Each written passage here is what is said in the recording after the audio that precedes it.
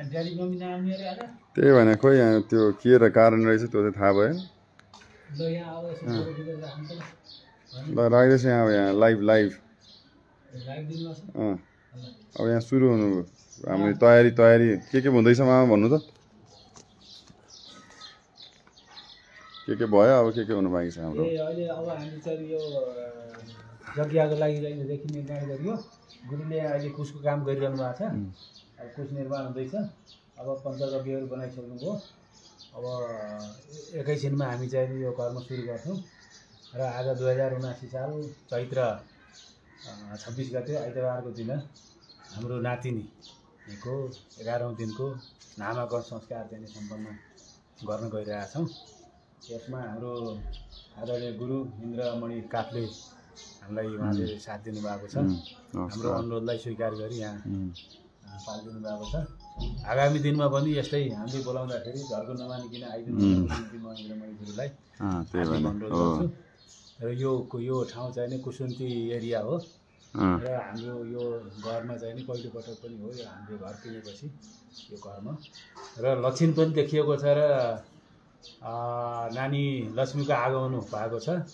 यसैलाई नै चाहिँ नि शुभ मान्न सकिन्छ र अब वृद्धि हुँदै जाओस् यहाँहरूको शुभ हुँदै जाओस् हैन अब यही नै चाहिँ कामना गर्छु। धन्यवाद।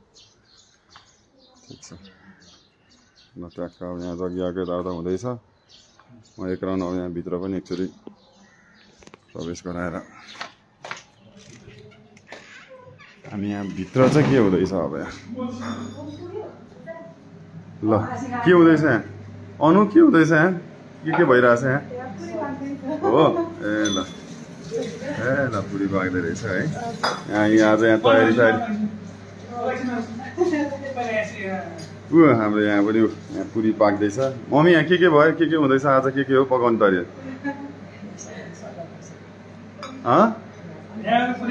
हाम्रो यहाँ सन्दीप पनि के भयो अब के हुनु बाँकी छ जगिसके भइसक्यो अब काम हुँदैछ। अब कर्ता चाहिँ खिच्ने मान्छे कर्ता त्यहाँ जग्गामा बसेपछि अनि पूजा काम पनि ल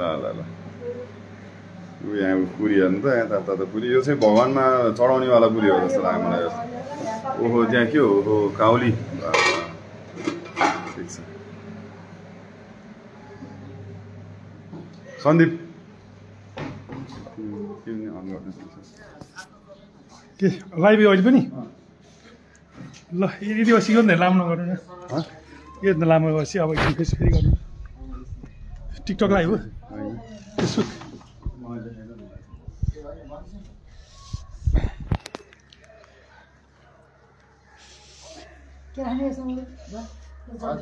ल हाम्रो आजको कर्ता महाराज जग्गा बस्नु भएको छ। कर्ता महाराजको दाहिनेमा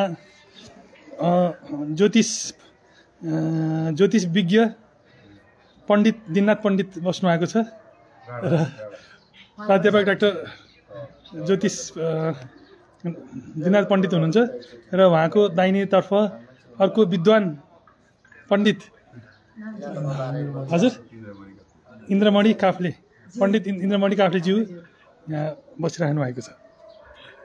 ल हजुरहरू आजको यो प्रोग्राममा जो पनि सरिक हुनुभएको छ उहाँहरू सबैलाई स्वागत छ। ल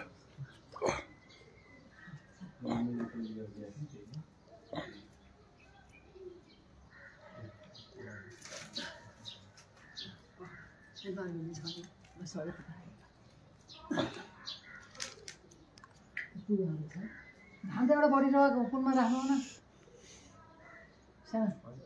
धान कुनमा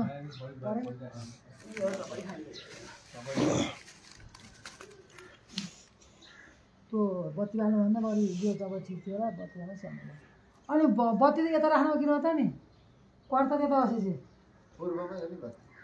एकछिन क्या नि हो